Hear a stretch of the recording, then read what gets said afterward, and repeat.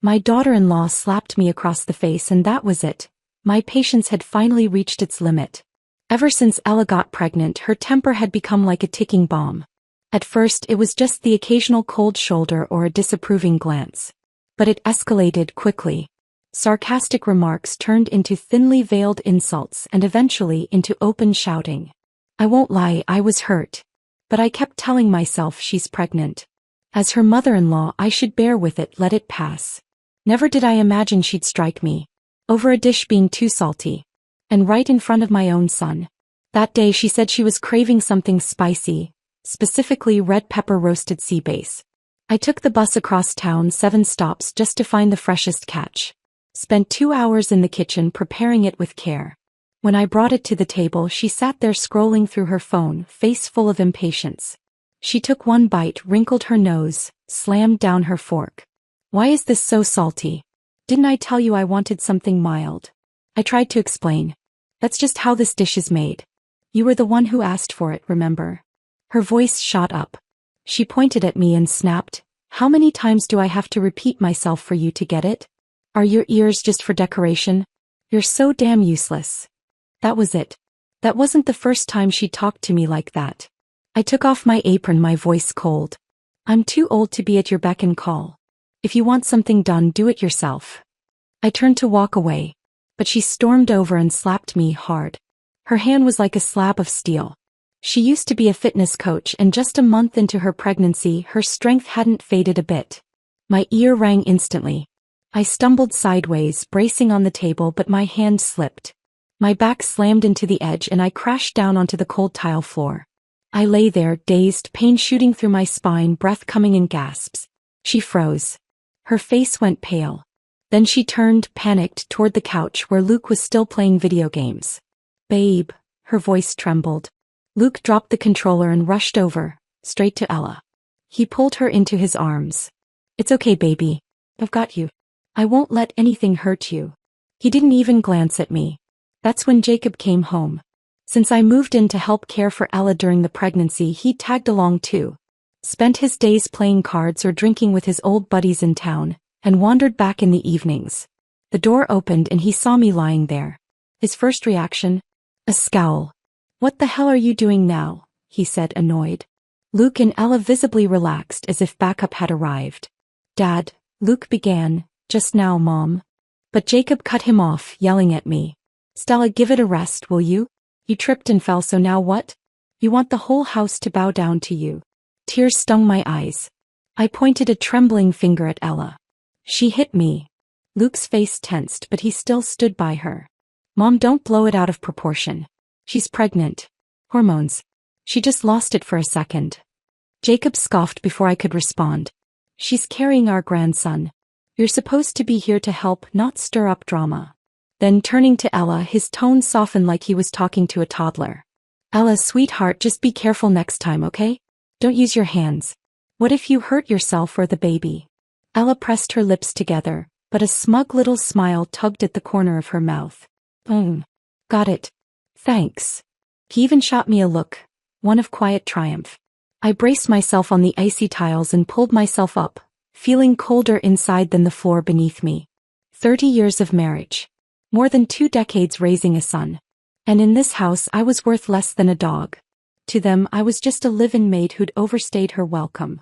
Luke, seeing me upright again, wrapped his arm around Ella like nothing had happened. "See?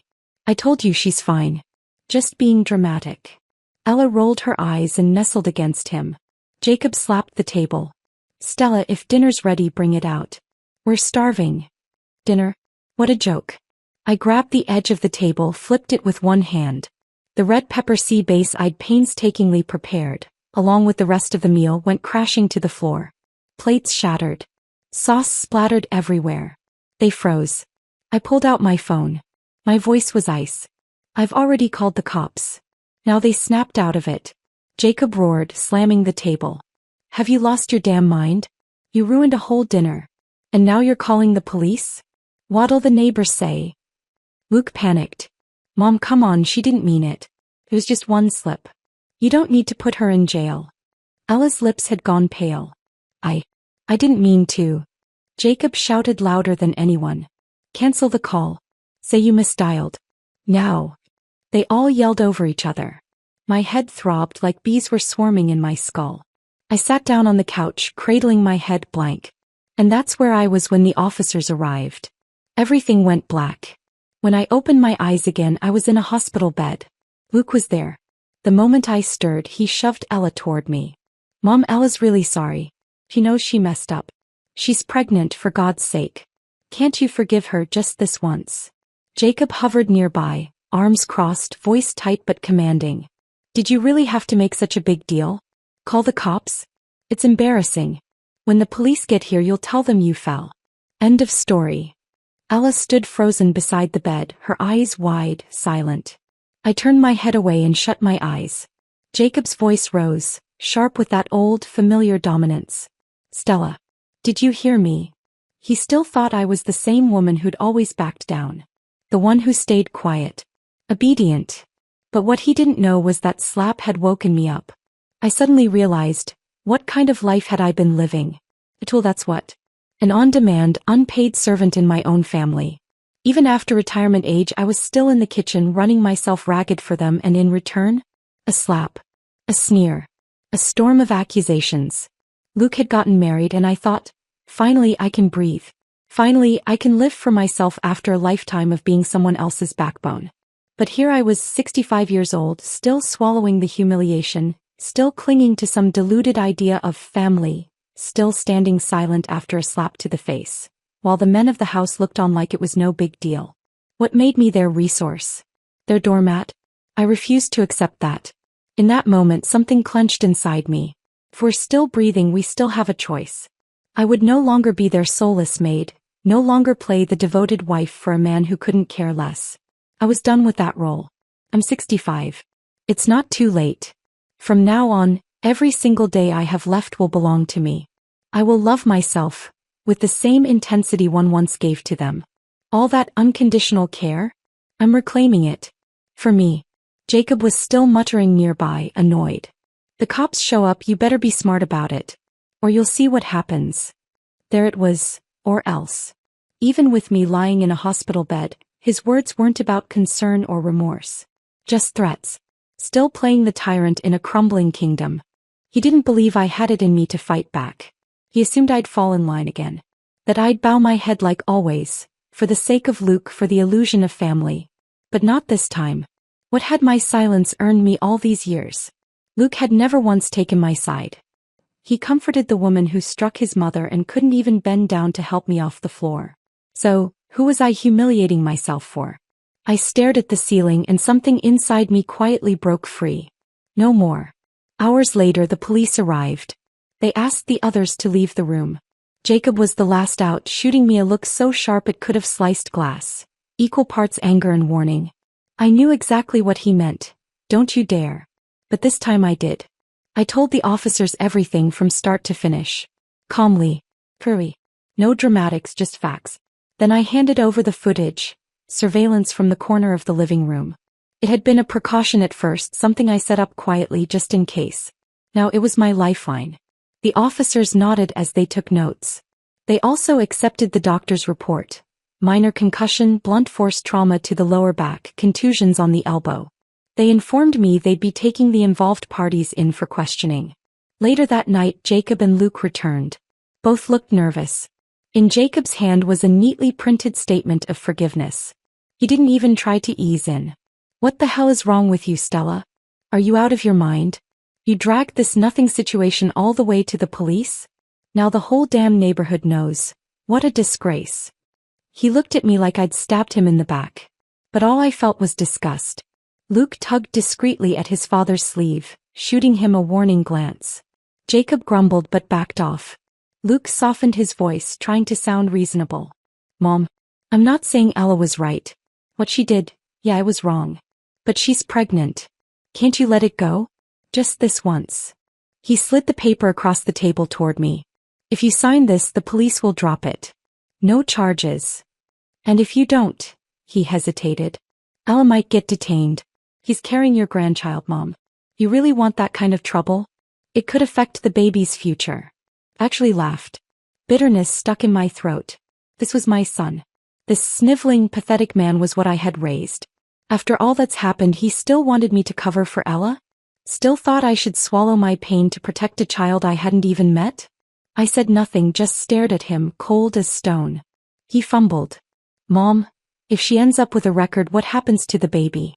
You're gonna blow up this family over one mistake. She didn't think about the baby when she hit me. Didn't hesitate to slap me in the face. She didn't worry about anyone's future then. So why the hell was I being asked to protect her now? Who was protecting me? My bruises? My face? My heart? Without a word, I slid the paper back across the table. I'm not signing it. Don't ask again. Luke still wasn't ready to give up. If you just sign it, I promise, Ella will apologize. Properly. I scoffed. Apologize? Why? You said you'd carry the weight of the world for her. So what happened? Now you're pushing her in front of me, hoping I'll clean it up. His mouth opened, but nothing came out. He rubbed the back of his neck, eyes darting. I didn't want her getting too stressed. It's not good for the baby. He was worried. About her. Worried about the person who slapped me. I looked at him and didn't recognize the man in front of me.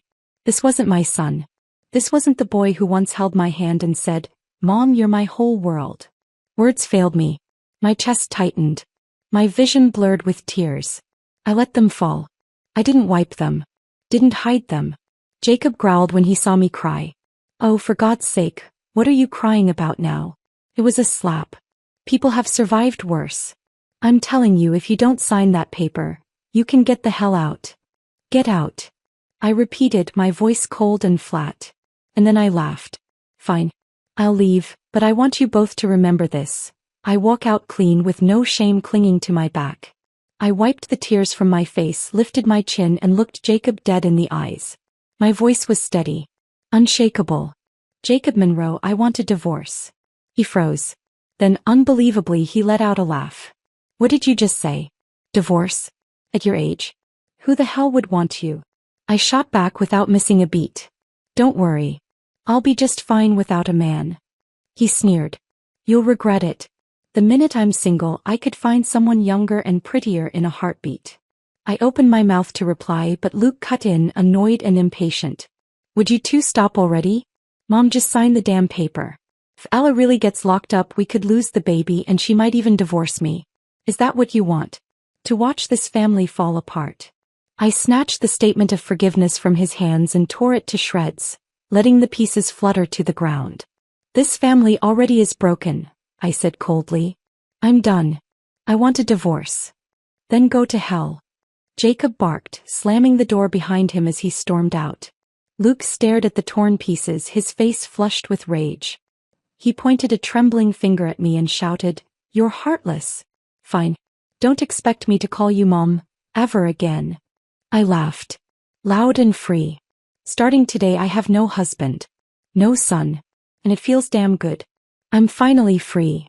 He stormed out too, slamming the door behind him. And just like that, silence returned to the room. I leaned back against the bed. My heart felt like a cracked pane of glass. Sharp but finally whole.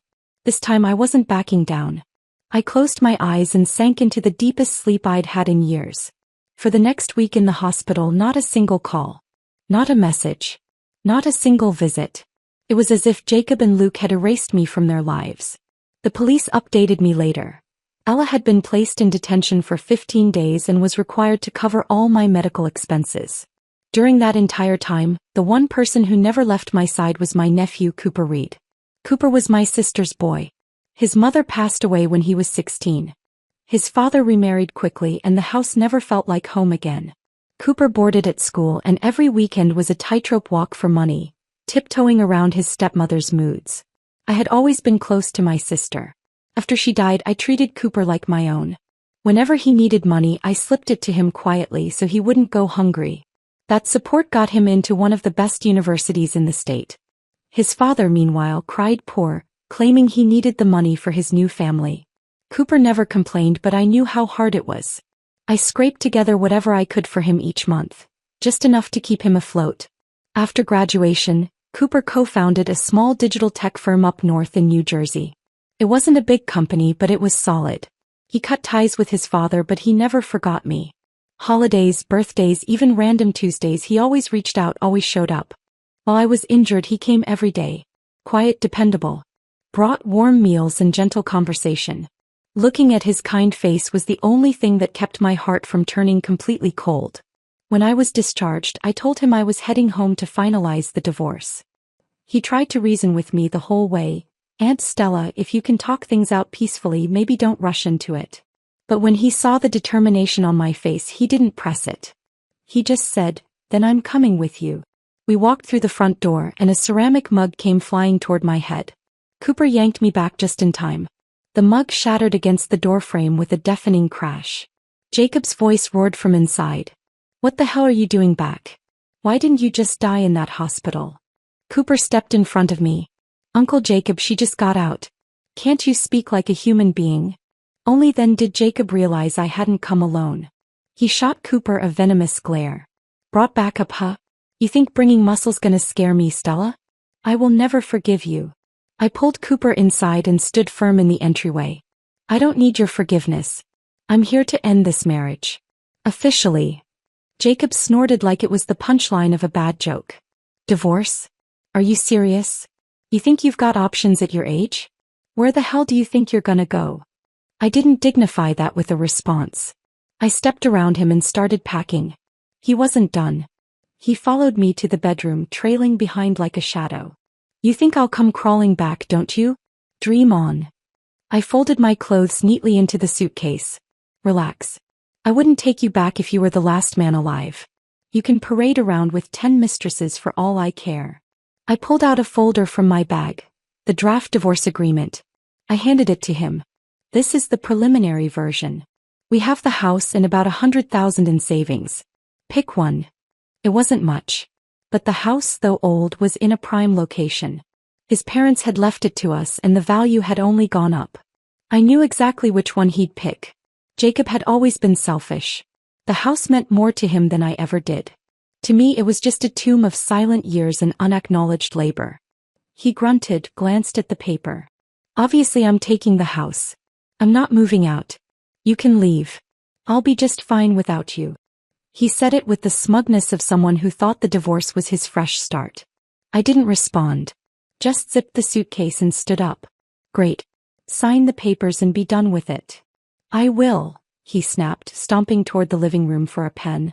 That's when Luke walked through the door. He brought the tension with him like a storm front. The moment he saw me packing, his face twisted in anger. "So this is it. You got what you wanted. Ella's in jail. You won. Happy now?" He threw his arms out. "Was it worth it? You burned down this whole family just to feel better about a slap?" Jacob chimed in, chuckling bitterly. "This is what happens when women think a little drama makes them powerful." One after another their words hit me like sour smoke. Choking, ridiculous, absurd. Cooper couldn't hold it in any longer. "Luke, your wife hit your own mother, and you've got the nerve to lecture her? No matter how you spin it, hitting someone is wrong. If this is how your family's been raised, well, consider me enlightened." Luke snapped his head around to glare at him. "Who the hell are you? Since when do you get to talk about my family?" Cooper straightened his back, voice calm but firm. "I'm her nephew. That means this is my business." The words hit me like a stone to the chest. For the first time in decades, someone spoke up for me, right to their faces. And it wasn't my husband. It wasn't my son. It was a boy I once helped in secret without expecting anything in return. Jacob rolled his eyes, signed the divorce papers with a flourish and tossed them on the table. "Take it and get out. Don't come crawling back." Luke snatched up the agreement, scanning it with a growing scowl. Then his tone turned ice cold. "So that's it? You're just gonna split everything between you two? What about me? The house, the savings, that was supposed to be mine someday. How can you cut me out like this?" What a joke. He wasn't asking if I was okay. He didn't care how I'd been living. He only wanted to know if his inheritance was still intact. He used to think this family would never break, so he counted all the assets as a guarantee. But now he saw the lines being drawn, permanently, and he was panicking. Jacob's voice softened, trying to pacify him. "Oh, come on. What are you talking about? The house will be yours one day, of course it will. Don't get worked up." But Luke wasn't having it. His gaze flicked between me and Jacob and suddenly he made up his mind. I don't care how you two split it. I want the house deed signed over to me. And I want the 10 grand transferred to my account. If you ever need money, you'll come ask me. Unbelievable. I didn't even look at him. I just reached over and snatched the papers back out of his hands. We're dividing assets, not an inheritance. This is my decision to make while I'm still alive, and you don't get a say. If you want something, try dreaming. Then I turned to Cooper, nodding. Let's go. We've wasted enough time here. Cooper grabbed my suitcase and walked with me toward the door. Luke spun around, eyes flashing. You trying to steal my mom from me? You think I don't see what you're after? If you're gunning for her money, I swear. That was it. He said it. I could leave, but the money was off limits. I looked him dead in the eye, voice low and cold. That money's mine. I'll give it to whoever the hell I want. And you don't get to control that anymore. This son of mine had been spoiled beyond recognition. We stepped outside. Cooper opened the car door and buckled his seatbelt before turning to me. Where to, Aunt Stella? I gave him a sly little smile. Just drive. It's all taken care of. I pointed the way and we rolled into a quiet residential neighborhood. Clean sidewalks. Well-kept lawns. Someone was walking a dog down the block. Someone else was trimming hedges. The house was a one-story cottage with a private garden out front. It belonged to my old friend Clarissa Campbell, who'd moved to Portugal 10 years ago. She rarely came back but never sold the place, couldn't bear to part with it. She kept it in pristine shape.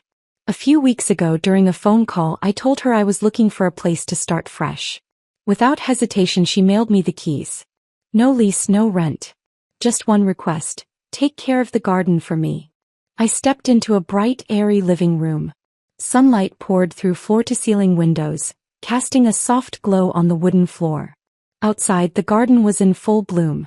A round patio table sat beneath a trellis. 2 white wicker chairs. A fish tank lined the wall inside, a few golden fish gliding through the water, which reflected the sky like a living painting. Even though Clarissa was gone most of the year, she'd hired a professional service to clean the place and tend the plants. Now that I was moving in, those chores became part of my life. Not a burden but a peace offering. Cooper stood in the garden, turning in a slow circle.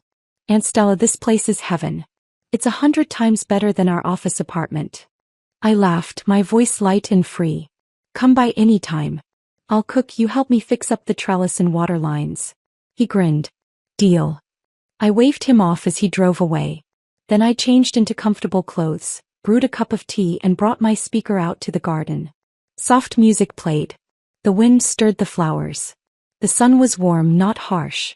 For the first time in my life, I felt like time itself had finally decided to treat me gently.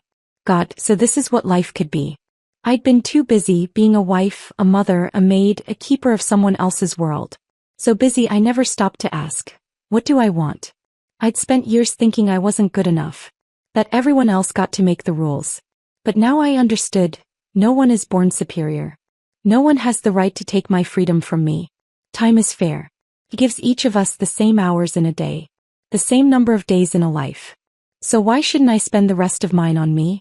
The afternoon Ella got out of jail, the sunlight was almost too perfect, like it had something to hide. I was trimming flowers in the garden when I heard the knock at the front door. Cooper answered it. I didn't hear everything, just his low voice saying, "Tell her yourself. She doesn't owe you anything." I looked up to see Ella standing at the threshold in a crisp maternity dress, her makeup flawless, her face blank like nothing had ever happened. She walked in slowly, sat in the chair across from me, resting her hands on her belly. She gave me a polite smile, the kind you offer a stranger at the bank. I came to talk, she said. I didn't respond. I kept trimming the flowers. She waited a few seconds before speaking again. I know what happened hurt you, but it's in the past now. Luke says if you're really as mature as you claim, then you should let it go. I finally looked up, my voice devoid of warmth. Are you here to reason with me, or to apply pressure? Her mouth twitched. Annoyance flickered in her eyes. I just think this shouldn't keep affecting our family, especially the baby. I set the pruning shears down, gazed at her without a word. Her expression stiffened. Then she changed tactics. You've already got what you wanted. I did time. Your son and father-in-law are on the brink of a breakdown. What more do you want? I stared at her, my voice cold and still like ice in winter. Do you think I called the police out of revenge? She lifted her chin. Didn't you? I pulled a folder from the table and slid out a copy of the police report, along with photographs of the bruises on my forehead, back, and elbow. She hesitated, didn't reach for them. I placed the documents squarely in front of her. The originals are already filed at my attorney's office. If you ever raise your voice at me again or come anywhere near me in a threatening way, my lawyer will file for a restraining order, and with it seek a revocation of your custody rights. For the first time I saw something shake in her eyes. Her lips trembled slightly. I went on. And you were planning to return to the fitness industry, weren't you? I've backed up the surveillance footage of you hitting me. If you push this any further, I'll anonymously send it to every potential employer you have. Let's see how well that plays on social media. Her face drained of color. It was like I had slapped her, except this time it left no mark, only silence. I stood calm and deliberate. Don't forget, your own lawyer advised you to stay quiet and compliant. If you're smart, don't throw your whole future away for the sake of your temper. She stared at me, seething but silent. The fury in her eyes didn't match the way her shoulders slumped in defeat. From the doorway, Cooper spoke, voice flat. If you're done, please leave. We like the quiet around here. She shot me one last hateful glance, then turned on her heel and caught her foot on the threshold, stumbling slightly on her way out. The door shut behind her. I didn't sit. I quietly gathered the documents and returned them to the drawer. My movements were light, but inside I felt solid, anchored. The woman I used to be was afraid of Ella, not because of her strength, but because I clung to the illusion that we were still a family. That if I stayed silent I could preserve something whole. But today I understood. That family was never safety, it was control. And now I had a home, legal protection, and the life I chose. Most of all, I had power. Cooper walked in with a cup of tea, grinning. That speech you gave her? Epic. I smiled. She may not respect people yet, but she'll learn to fear consequences. He sat beside me, serious now. Aunt Stella, you're not the same woman you used to be. I nodded. No. I've finally figured it out. Real freedom isn't about being loud. It's about knowing when to fight and when to cut off what doesn't serve you. Outside, the breeze rustled the hanging ferns, like they were nodding in agreement. 3 days after Ella left, I made an appointment with Cooper to visit a law office downtown. My attorney, Camille Jenkins, was a woman in her 50s with gold-rimmed glasses and a voice as calm as a lake, each word sharp as a scalpel. A survivor of domestic abuse herself, she now specialized in estate planning and legal protection for older women. Mrs. Monroe, she said the moment I sat down, you don't just need to protect your money. You need to eliminate any leverage anyone might try to use against you. I nodded. I want everything sealed. No loopholes. She drafted a new will on the spot. My retirement account. My new savings account. All placed solely under my name.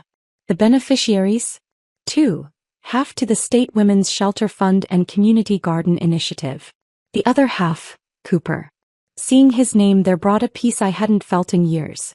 I wasn't punishing Luke. I was honoring a truth. The person who saw me, respected me, and stood by me when I was at my lowest was Cooper. Not my son. Once the documents were signed, Camille looked up and said, "Send copies to Jacob and Luke. Not because they need to respond, but because you need them to know they're not entitled to your life anymore." And so I did. 2 manila envelopes. 2 cover letters. No apologies. No explanations. I didn't wait for a reply. I didn't need one. A few days later, Cooper stopped by to help install the new irrigation system in the garden. After adjusting the valve, he reached into his pocket and handed me 2 receipts. They both got the mail, he said. That was all. And it was enough. Just when I thought I could finally settle into peace, Luke called. "Mom," he started, voice stripped of all its usual heat, eerily gentle in fact. That tone I knew all too well.